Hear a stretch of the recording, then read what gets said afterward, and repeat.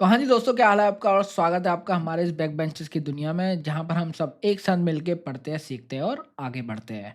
तो हमने अभी तक चैप्टर 2 चालू कर दिया था, जहाँ पर हमने अभी तक देखा था कुछ अकाउंटिंग प्रिंसिपल्स देखे थे अदर्स वाले। फंडामेंटल अकाउंटिंग हमने उससे पहले देखे थे, उसके बाद हमने अकाउंटिंग प्रिंसिपल्स देखे कुछ अदर्स, जिसमें हमारा ये आता है अकाउंटिंग एंटिटी और बिजनेस एंटिटी प्रिंसिपल, जहाँ पर हम मालिक और बिजनेस को दोनों को अलग अलग मानते हैं। फिर आता है हमारा मनी मेजरमेंट प्रिंसिपल, जिसमें से बिजनेस को पैसों की आवाज़ सुनाई देती है, बाकी कोई आवाज़ सुनाई नहीं देती। फिर आता है हमारा अकाउंटिंग पीरियड प्रिंसिपल, जिसमें हम एक गोइंग कंसर्न एंटिटी को हम छोटे छोटे पीरियड्स में बांट देते हैं, जिससे हम उसको मेजर कर पाएँ कि हमारा अपनी परफॉर्मेंस। फिर हमने किया फुल डिस्क्लोजर कि भैया खुल्लम खुल्ला प्यार करना है हमको, प्यार नहीं, अकाउंटिंग करनी है हम दोनों को यूजर्स के आगे। फिर हमने देखा था मैटेरिटी कॉन्सेप्ट, जिसमें हम उस बात से हमें फ़र्क पड़ता है, मतलब जिस भी बात से हमको फ़र्क पड़ता है वो हमारी मटेरियल चीज़ होती है। अब हम चालू करने जा रहे हैं प्रूडेंस और कंजर्वेटिज्म। देखो, इसका मतलब क्या है? पापा मम्मी की सोच। अब पापा मम्मी की सोच कैसे होती है? ज़्यादा खुशियाँ मत मनाओ, नज़र लग जाती है। तो ये कॉन्सेप्ट यही कहता है कि भैया ज़्यादा खुशी मत मनाओ, नज़र लग जाएगी नहीं तो। आपने सुना होगा पापा मम्मी के मुँह से, बहुत बार सुना होगा कि भैया ज़्यादा खुशी मत मनाओ, नज़र लग जाती है। क्यों? अब ये कैसे? ये क्या कॉन्सेप्ट कहता है? Provide all anticipated expenses and losses but do not account anticipated incomes and profits। इसका क्या मतलब हुआ? ये कह रहा है कि आपके जो भी खर्चे होने वाले हैं आने वाले सालों में, उसको आज ही से उसके लिए एक गुल्लक बना लो और थोड़ा थोड़ा खर्चा उसमें डालते रहो, क्योंकि आपको फ्यूचर में वो खर्चे पे पैसे देने हैं। तो मान लो वही एग्जांपल आपको मैंने पहले भी दे रखा है ये, कि बेटी की शादी होने वाली है, बेटी की शादी होने वाली है, तो आज से मान लो बेटी का जन्म हुआ तो 25 या 30 साल में उसकी शादी होगी। तो उस 25 साल के लिए उस दिन आपका वो 25 साल बाद आपका एक मोटा खर्चा आने वाला है। तो उसको क्यों ना हम आज से कुछ-कुछ जोड़ने लग जाएँ। मान लो 25 लाख रुपए आप खर्च करने वाले हो शादी में, तो अब एक साथ 25 लाख रुपए निकालना और हर साल 1-1 लाख रुपए निकालना, और 25 साल में उसकी शादी होने वाली है। तो वो ज़्यादा आसान रहेगा ना कि एक-एक लाख रुपए आप हर साल जोड़ते रहो, उस गुल्लक में पैसे डालते रहो, तो 25 साल बाद वो 25 लाख रुपए हो जाएँगे, तो तब आप वो खर्चा कर दो। तो यही कॉन्सेप्ट वो कहता है। लेकिन ये बात हुई खर्चों की। अब मान लो इनकम की बात हुई कि कुछ पैसा आना है। मान लो लड़के या लड़की की जॉब लगने वाली है और वो बहुत पैसा कमाने वाला है। तो अब ये कॉन्सेप्ट क्या कहता है, वही मम्मी-पापा की सोच बताता है ये, कि भैया जब लगेगी जॉब, जब वो पैसा देगा तो तब की तब देखेंगे ना, हम अभी से क्यों उसको उसके लिए हम अपनी इनकम मानने लग जाए। तो सोचो ये लॉजिकल है कि जो हमें 20 साल बाद पैसे मिलेंगे, हमारा जब बच्चा कमाएगा और वो हमें पैसे देगा, तो हम आज ही से उसके लिए इनकम इनकम बुक करने लग जाते हैं। हम आज ही से उसकी अपना अपना मतलब प्रॉफिट मानने लग जाते हैं उस चीज़ को। क्या ये लॉजिकल है? बिल्कुल लॉजिकल नहीं है। भैया जब वो कमाएगा, वो पैसे देगा, तो तब आप मान लेना, अभी से क्यों मानने लग रहे हो? तो ये बिल्कुल लॉजिकल कॉन्सेप्ट है। ये कॉन्सेप्ट ये कहता है प्रोवाइड ऑल एंटिसिपेटेड एक्सपेंसेस, मतलब जितने भी एंटिसिपेटेड एक्सपेंसेस है होने वाले फ्यूचर में, और लॉसेस, मतलब प्रोवाइड कर दो, अपनी बुक्स में ले जाओ एक्सपेंसेस और लॉसेस को, but do not account anticipated incomes and profits को मत मानो। भैया प्रॉफिट होंगे तो अपनी बुक्स में ले लेंगे जब हो जाएंगे। फ्यूचर में होने वाले खर्चे आज बुक कर लो, फ्यूचर में होने वाले खर्चे आज बुक कर लो। फ्यूचर में होने वाले फ़ायदे तब की तब देखेंगे, फ्यूचर में होने वाले फ़ायदे तब की तब देखेंगे। भैया हमें तो सिर्फ़ खर्चे देखने हैं, कहीं खर्चे हो जाएँ, मतलब खर्चे फ्यूचर में हो रहे तो वो देखो, भैया प्रॉफ़िट हो जाएगा तो हो जाएगा ना, फिर रिकॉर्ड कर लेंगे। ठीक है, ये कॉन्सेप्ट आ गया बढ़िया से समझ। अगला कॉन्सेप्ट देखते हैं। कॉस्ट कॉन्सेप्ट और हिस्टोरिकल कॉस्ट कॉन्सेप्ट प्रिंसिपल। देखो ये मैंने आपको पहले भी समझाया हुआ है। कॉस्ट कॉन्सेप्ट क्या कहता है? जितने पे खरीदा है उतने पे बुक करो। मान लो आज आपने अपने बिजनेस के लिए एक एसी खरीदा, एसी पड़ा आपको 30,000 रुपये का। तो कॉस्ट कॉन्सेप्ट कहता है 30,000 का मिला ना, तो 30,000 में रिकॉर्ड कर लो, उसको अपनी बुक्स में रिकॉर्ड कर लो 30,000 पे ही, और उसको 30,000 से फिर डेप्रिशिएट करते रहो। जितने का लोगे उतने पर ही रिकॉर्ड होगा। मतलब मान लो आपने गोल्ड लिया। दूसरे एग्जांपल से आपको समझाता हूँ। आपने लिया गोल्ड, 50,000 का गोल्ड लिया। आप सुबह-सुबह दुकान खुलते ही 10 बजे पहुँच गए सुनार की दुकान पे और कहा 50,000 का गोल्ड दे दे। अब गोल्ड मान लो तब 1 तोला आ गया। 1 तोला 50,000 का आ गया। तो अब शाम हो गई। शाम को आपको पैसों की ज़रूरत पड़ गई। पैसों की ज़रूरत नहीं, आपने 50,000 का लिया, अपनी बुक्स में एंट्री डाल दी। गोल्ड आ गया और पैसा चला गया 50,000 से। ठीक है। अब मान लो अब शाम हो गई। अब शाम हो गई, गोल्ड का प्राइस चेंज हो गया। अब वो 50,000 का गोल्ड मान लो आपका 60,000 का बन गया। तो क्या आपका मन नहीं करेगा कि अपनी बुक्स में वैल्यू 60,000 कर दो कि भैया मेरे तो पैसे बढ़ गए ना। अब मेरे तो पैसे बढ़ गए ना, मैंने 50,000 का खरीदा और 60,000 का हो गया। आपके तो दिल में दुख दुख दुख दुख होएगी कि भैया इसको तो बढ़ाओ, इसको तो 60,000 करो। अब मेरी बैलेंस शीट गलत बनेगी नहीं तो। अब ये कॉन्सेप्ट आपको रोक देगा वहीं कि वहीं रुक जा भाई। तू खरीद के कितने का लाया था? ये आप कहोगे 50,000 का, तो 50,000 ही रिकॉर्ड रहेगा। उसको तू छेड़ मत, ये 50,000 ही रहेगा। तो ये कॉन्सेप्ट रोकेगा आपको। Transactions are recorded at price paid. जितने का आपने खरीदा उतने का ही प्राइस आपको रिकॉर्ड करने को अलाउ होगा, बाकी नहीं होगा। मान लो शेयर्स के प्राइस एट 12 बजे आपने कोई शेयर्स खरीदे 12 बजे जिसकी वैल्यू थी 100 रुपये। क्योंकि देखो शेयर मार्केट में क्या होता है, हर सेकंड प्राइस चेंज होता है। ये तो मैंने आपको पूरे डे का एग्जांपल बताया। शेयर मार्केट में तो हर सेकंड प्राइस चेंज होता है। 12 एक को उसका प्राइस हो गया 120 रुपये। आप तो खुश, आप कहोगे भैया ये तो मजा आ गया भैया, 20 रुपये का और बुक कर, जल्दी बुक कर। अकाउंटेंट को बोलोगे एंट्री मार, एंट्री मार, 20 रुपये बढ़ गया, जल्दी मारा एंट्री। वो ये कॉन्सेप्ट आपको रोक देगा, नहीं भैया रिकॉर्ड एट 100, सिर्फ 100 पे ही रिकॉर्ड होगा। आपने तो 100 दिए ना रुपए, तो बस उसी में भी रिकॉर्ड होगा। ठीक है, ये कॉन्सेप्ट समझ आ गया। आगे बढ़ते हैं। मैचिंग कॉन्सेप्ट और मैचिंग प्रिंसिपल। अब ये क्या कहता है भाई, देखते हैं। जिस साल का खर्चा या जिस साल की कमाई है उसी साल में जानी चाहिए।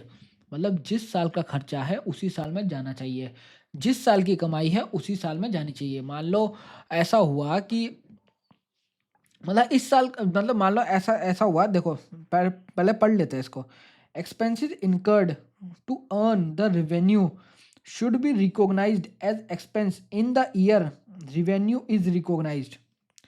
मतलब मान लो हमने किसी इनकम को कमाने के लिए हमने खर्चा किया। मान लो हमने एक एक हम प्रोडक्ट बेचते हैं, ये पेन बेचते हैं।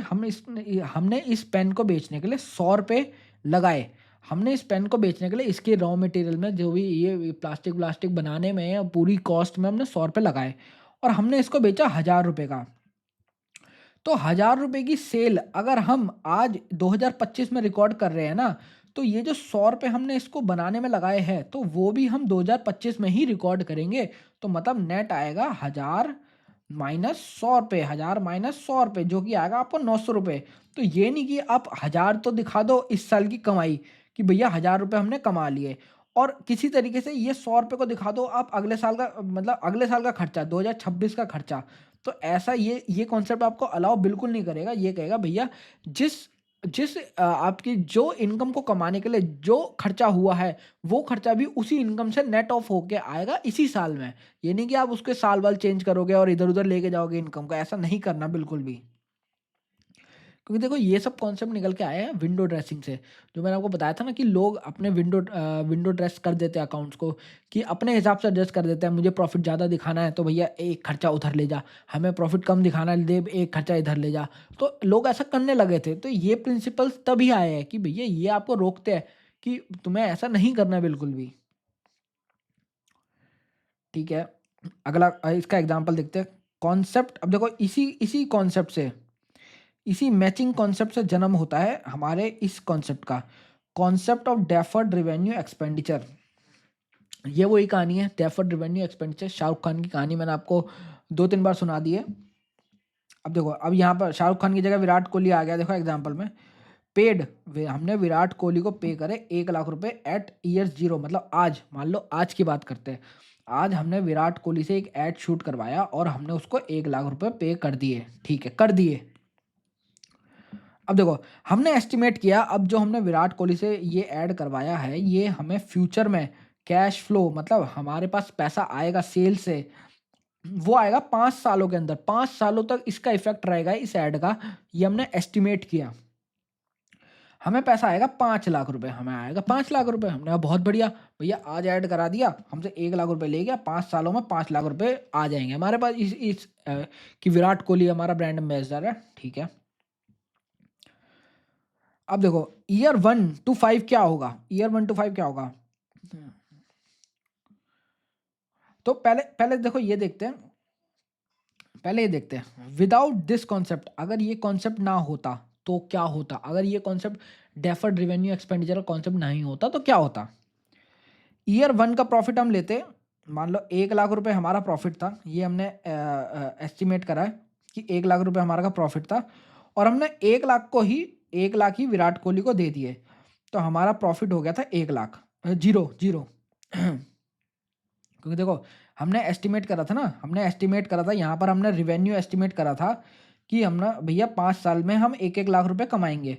हमने ये कहा था कि 5 साल में, तो अब मान लो जाहिर सी बात है, अगर हम आज पे कर रहे हैं तो इस साल भी तो कमाएंगे, तो 1 लाख रुपए हम कमाएंगे, ठीक है। तो हमने कहा 1 लाख रुपए हमने यहाँ से कमाया, और यही 1 लाख रुपए विराट कोहली को हमने आज ही पे कर दिया, तो हमारा इस साल का प्रॉफिट हो गया जीरो। भाई खत्म, पैसा खत्म, विराट कोहली को पैसा चला गया सारा। अब ईयर 2 से लेकर ईयर 5 तक क्या होगा? अब अब हमारा खर्चा विराट कोहली का तो रहा नहीं है।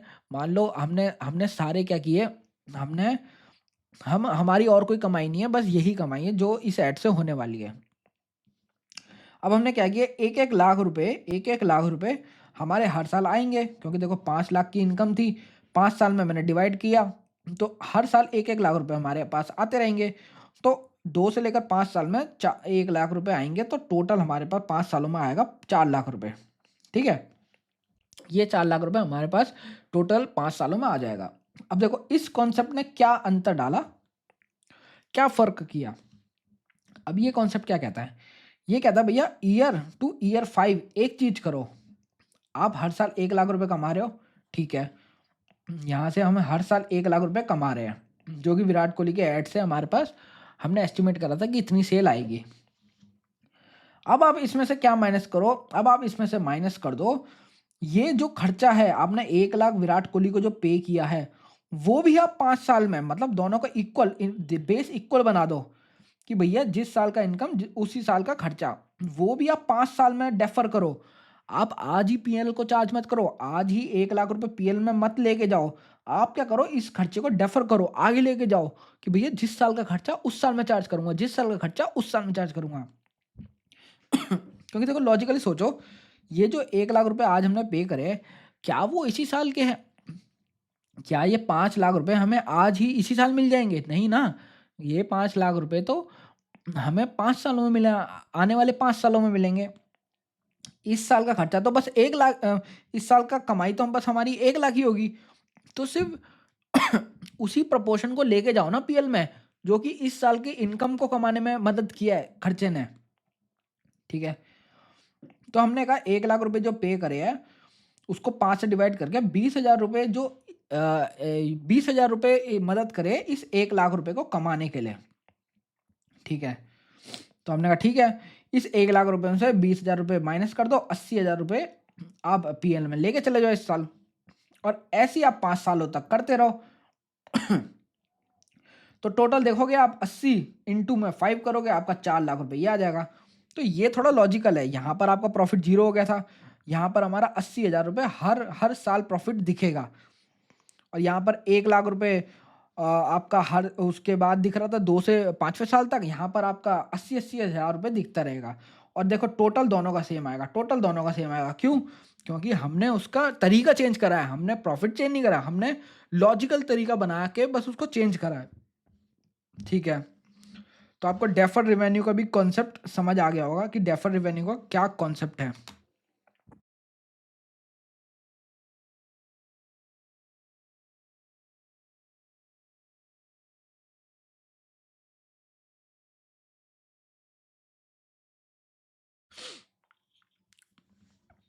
अब देखते हैं, अगला कॉन्सेप्ट देखते हैं, ठीक है। अगला कॉन्सेप्ट है ड्यूअल एस्पेक्ट्स और ड्युअलिटी प्रिंसिपल। अब देखते हैं ये कॉन्सेप्ट क्या कहता है, डुअल एस्पेक्ट्स और डुअलिटी प्रिंसिपल क्या कहता है। न्यूटन थर्ड लॉ की बात, अब देखो हम हैं कॉमर्स स्टूडेंट, अब ये बात कर रहा है न्यूटन थर्ड लॉ, हमने तो पढ़ा भी नहीं आज तक न्यूटन थर्ड लॉ। लेकिन देखो क्या होता है ना, कॉन्सेप्ट सारे सेम होते हैं, लॉजिक लॉजिक के हिसाब से चलोगे कॉन्सेप्ट सारे सेम होते हैं। क्या कहता है न्यूटन का थर्ड लॉ, कहता क्या है, for every action there is an equal and opposite reaction है। कि मैं कहीं तुम ये तो नहीं सोच रहे कि मैं केमिस्ट्री की क्लास में तो नहीं आ गया, सॉरी फिजिक्स की क्लास में तो नहीं आ गया। तो नहीं भाई, ये अकाउंट्स की क्लास है, 11th क्लास के अकाउंट्स की क्लास है, इसमें कोई तुम फिजिक्स की क्लास में नहीं आए हो। तो ये क्या है न्यूटन थर्ड लॉ, देखो अब ये क्या कहता है, every transaction entered into has two aspects, मतलब हर एक ट्रांजैक्शन जो भी एंटर होगी उसके दो एस्पेक्ट्स होंगे, एक डेबिट और एक क्रेडिट। तो यहाँ से ना हमारा जर्नल एंट्री, जो मैंने आपको बताया था कि सबसे पहले हम जर्नल एंट्री करते हैं वाउचर्स बनाने के बाद, तो उसका जन्म हो गया यहाँ से। ये तालियां बजाओ, सारे सारे तालियां बजाओ, यहाँ पर जर्नल एंट्री का जन्म हो गया। ठीक है, जर्नल एंट्री का हमारा जन्म हो गया।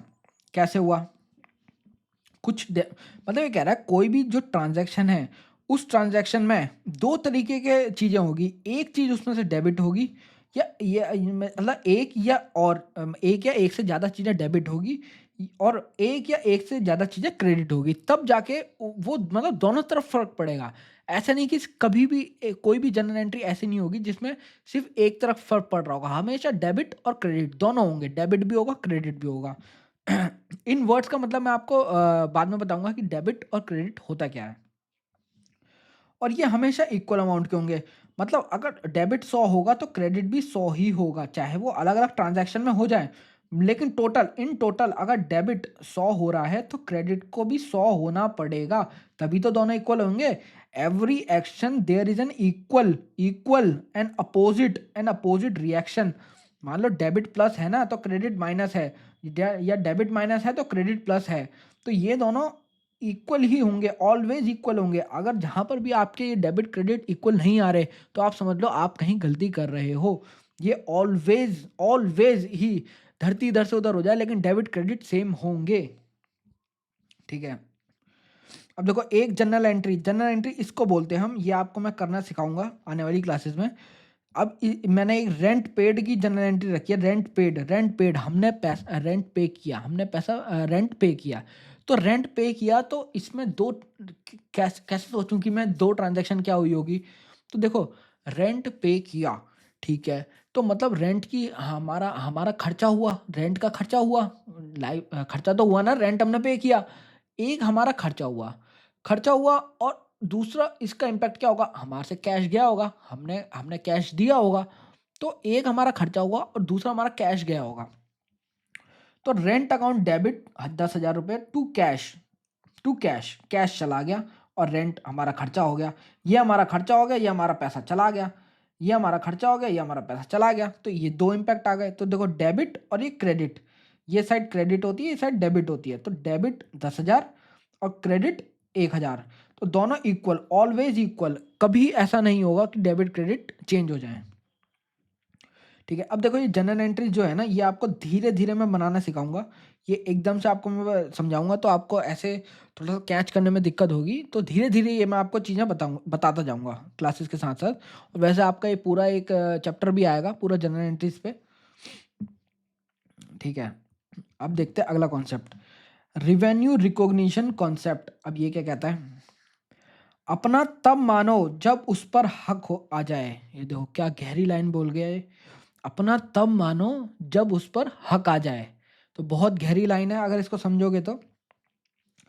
Revenue is recognised when the right to receive is established, मतलब ये क्या कह रहा है कि अपने अपनी इनकम तभी मानो जब उस इनकम पे आपका अधिकार आ जाए, ये कह रहा है। मतलब ऐसा नहीं कि किसी अभी अधिकार हमारे पास आया ही नहीं है और अपनी इनकम बना के बैठे हुए हम, मतलब मान लो मैंने आपको एग्जांपल दिया कि बेटा कमाएगा आने वाले सालों में, और हम उसको रिकॉर्ड कर लें आज से, नहीं भाई उस पे तो अभी अधिकार आया नहीं, क्या पता बेटा दे या ना दे, तो वो तो अलग कॉन्सेप्ट हो गया ना, वो अभी आपका हुआ कहाँ है, अपना तभी मानो जब उस पे अधिकार आ जाए, उस पे आपका राइट आ जाए। तो ये कॉन्सेप्ट कहता है रेवेन्यू रिकॉग्निशन कॉन्सेप्ट। जब राइट आ जाए तब आप उसको अपनी इनकम बनाओ, ठीक है। नेक्स्ट कॉन्सेप्ट क्या कहता है? 11 verifiable objective concept. Verifiable objective concept जिसको हम ऑब्जेक्टिविटी कॉन्सेप्ट भी कहते हैं। अब ये कॉन्सेप्ट क्या कहता है? पुख्ते सबूतों के आधार पर, पुख्ते सबूतों के आधार पर माय लॉर्ड, आपने पिक्चरों में देखा होगा, हम ये बात को जस्टिफाई करते हैं कि पुख्ते सबूतों के आधार पर। तो ये वही कॉन्सेप्ट है। Transaction is recorded as the basis of evidence plus free from biasness. मतलब जो ट्रांजैक्शन आप रिकॉर्ड कर रहे हो ना, वो आपके बेसिस, वो आपका बेस होंगे एविडेंस के लिए। कोर्ट, जैसा आपको पता है कि आपने पढ़ा होगा कि अकाउंटिंग जो है वो कोर्ट ऑफ लॉ में भी वैलिड होती है।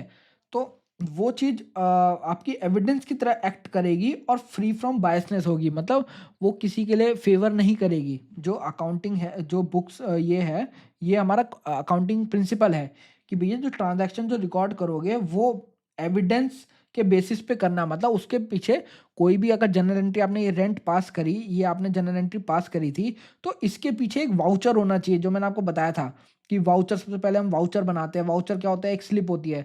तो अब इसके पीछे क्या होगा? इसके पीछे होगी रेंट स्लिप। मान लो मकान मालिक ने आपको एक रेंट स्लिप दी होगी, तो ये उसका वाउचर हुआ कि हाँ भैया कि ये इसका एविडेंस हुआ, इसका सपोर्ट हुआ। तो इसका हम एक वाउचर बना के जनरल एंट्री बना देंगे। इसकी एक जनरल एंट्री बना के वो हम सिस्टम में डाल देंगे। तो इसके पीछे का क्या है? अब मान लो कैश दिया, तो कैश दिया, या फिर बैंक होता है, यहाँ पर मान लो बैंक है, तो बैंक स्टेटमेंट, स्टेटमेंट जो बैंक की स्टेटमेंट निकलती है वो हमारा एविडेंस हुआ कि हाँ भैया हमने रेंट पे किया है। मान लो हमने यूपीआई किया होता तो यहाँ बैंक से डेबिट होता ना, बैंक से डेबिट होता, तो ये हमारा एविडेंस होता। तो यही कह रहा है, जो ट्रांजैक्शन है रिकॉर्ड कर रहे हो वो एविडेंस के बेसिस पे होनी चाहिए, प्लस वो फ्री फ्रॉम बायसनेस होनी चाहिए। मतलब उसके पीछे कोई बायसनेस नहीं होनी चाहिए, कोई फेवर नहीं करनी चाहिए ट्रांजैक्शन किसी को लेकर। ठीक है, समझ गए? तो फिलहाल के लिए ये आपका इंट्रोडक्शन ऑफ अकाउंटिंग स्टैंडर्ड मैं अगले लेक्चर में स्टार्ट करता हूँ। तब तक के लिए बस इतना ही। और आपको पता है आपको क्या करना है, वीडियो को लाइक करना है, शेयर करना है और अपने दोस्तों के साथ आगे भेजनी है। बिल्कुल भी उसमें कमी नहीं करनी। देखो पसंद आ रही है तो लाइक करने में कोई बुराई नहीं है, कमेंट करके ज़रूर जाना। और your like is my motivation for the videos. और आपको पता है वीडियो बनाने में बहुत टाइम एंड एफर्ट्स लगते हैं। तो चलो मिलते हैं अगली वीडियो में। बाय बाय, तब तक के लिए।